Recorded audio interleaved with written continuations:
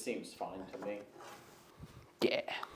How's it going, everyone? We are back here in Cameraman Beau's living room, and as you may have seen in our Bamboo P1S review, he has become quite a lover of 3D printing since he purchased his new machine, and that comes with some really specific problems. Number one is that all of these awesome 3D prints take up a lot of space, and he doesn't have a lot of space to show them off. And number two is if you're going to be printing a lot of awesome things in a wide variety of colors, you're going to need a place to put all your filament. And right now, there's filament absolutely everywhere. So this week, what we're going to be doing is we're going to be hanging some shelves. And we're going to be doing it as kind of a show you how inexpensive it is to DIY your own shelves, kind of show you how to do it. And we'll be keeping some running totals. I have the receipts from the store trip, and we'll show you all the models that we used and how we made it happen. So we need to make some shelves on the walls for our 3D prints that are amassing in the studio space. And we also need to have a place to store some filament. So we're going to be making some wall shelves and some 3D printed brackets to hang some filament up. And if this is something that you think you're interested in, be sure to follow along. I want to show you through this video that a DIY solution for something can be incredibly effective, cost effective, and a fun project to do. So we'll be doing a little bit of 3D printing, some woodworking, and trying to figure out how to level some shelves. And now, thanks to the power of movie magic, we are going to head to the shed.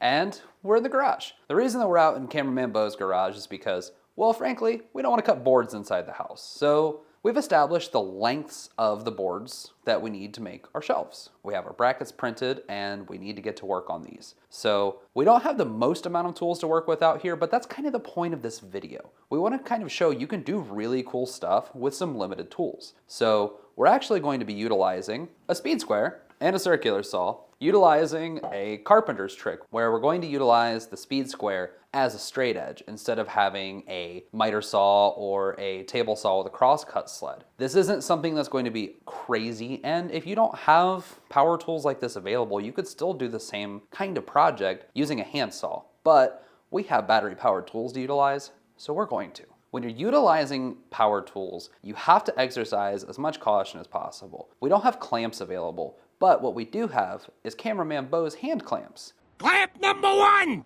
So while I perform this cut, he's actually going to hold the other end of the board down so it doesn't fly off or move around. It's going to help ensure that we're getting an accurate cut. As a general rule of thumb, when you're operating power tools, it is a good idea to have some sort of protective eyewear. In an enclosed space like this, we should probably also be wearing ear protection, but we're making 2 quick cuts, so I don't think it's going to be that much worse than some of the other activities that I get into, like going to loud concerts and things like that. So I'm not going to throw safety glasses on because I haven't got a pair of John Malecki shop shades yet, but I do have my regular day-to-day glasses, and the lenses are polycarbonate, which is the same type of material that safety glasses are made out of. So for cutting a whitewood board, I feel pretty confident that I'll be okay.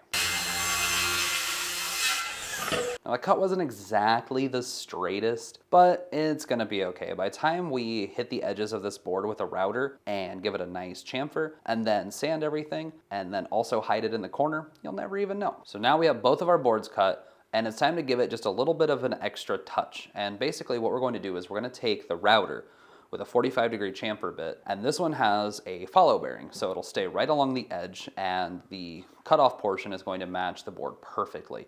You'll see what I'm talking about once we get a little bit closer. A good little trick for you when you're operating a router and you're doing work like this, do your end grain first, so that way when you're coming along, you don't blow everything out. Basically, if you do the end grain after you've done the long grain, you're going to get some more tear out, and basically if you do end grain, then long grain, you're going to have a much cleaner look and it's going to involve less cleanup work.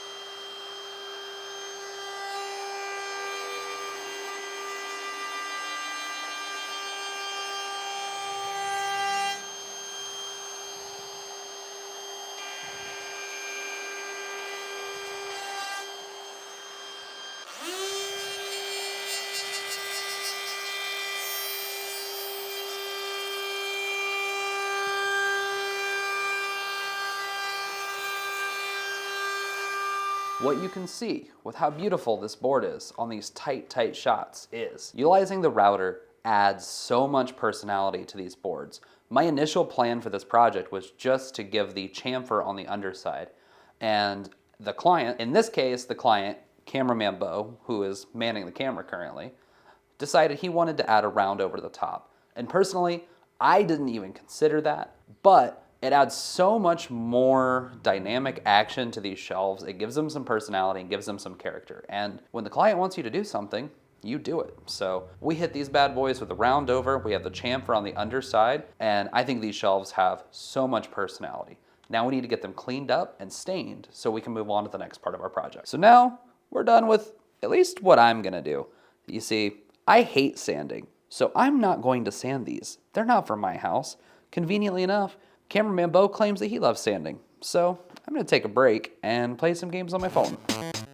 Alright guys, so we're just going to hit this real quick with some sandpaper. I've got some 120, knock down some of the heavy stuff, and then I've got some 220 to finish it off, make it nice and smooth before we put the finish on it.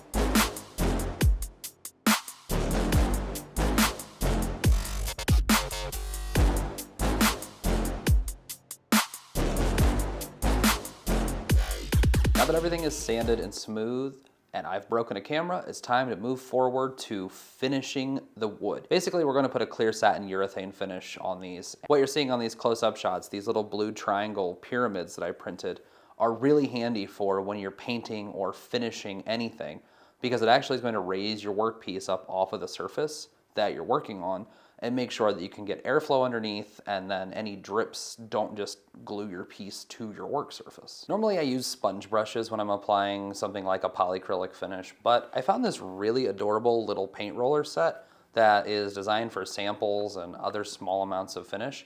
So we're gonna give this a try. It is a sponge roller, so I'm really hopeful that this helps to make the finish go on nice and smooth.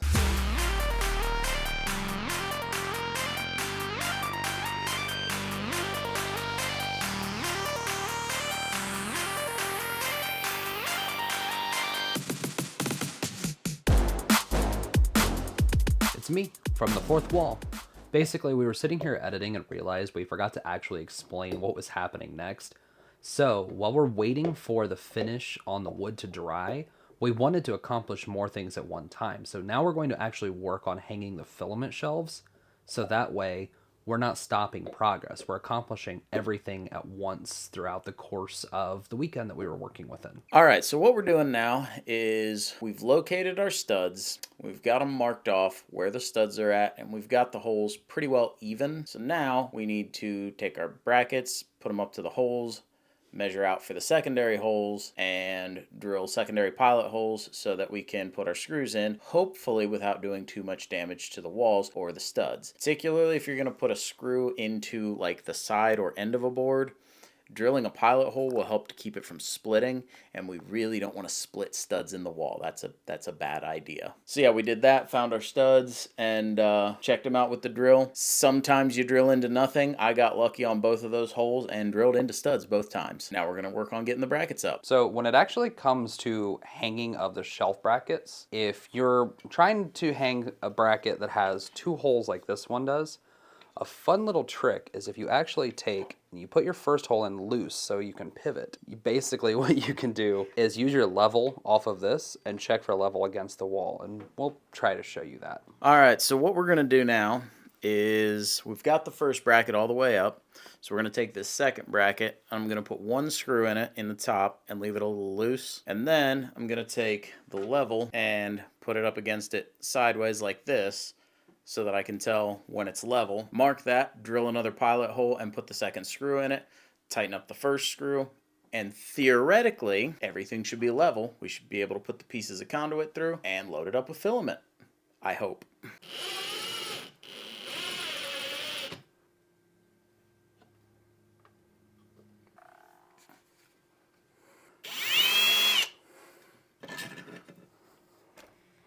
Now before I actually put the second screw in, pro tip, I'm going to take one of those pieces of conduit and run it through both brackets with where I have it right now, hold it in place with my thumb, and make sure it actually runs through both of them, because the way that the conduit's going to go through those, if they're not level, it won't go through both brackets.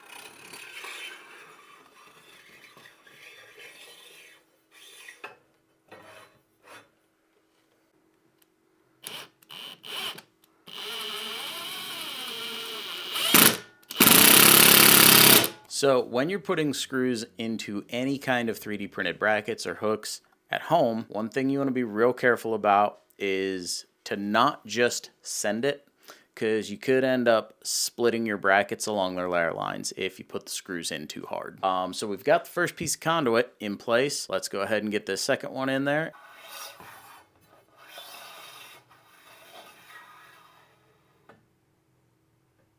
And start loading filament up into the rack.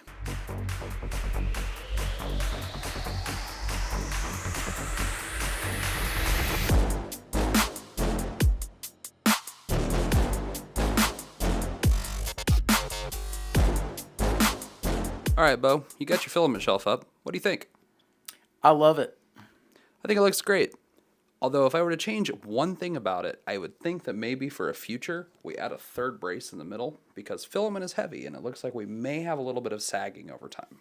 Well, I'm going to be honest with you. These pieces of conduit here didn't look straight to me to begin with. I think they might have been a little bit curved, but I will say those brackets are not going anywhere. They're very strong. Hanging a shelf is much like when you're securing a load in the bed of your pickup truck. You have to tap it and say, that ain't going anywhere, or else you're going to lose everything. That ain't going nowhere.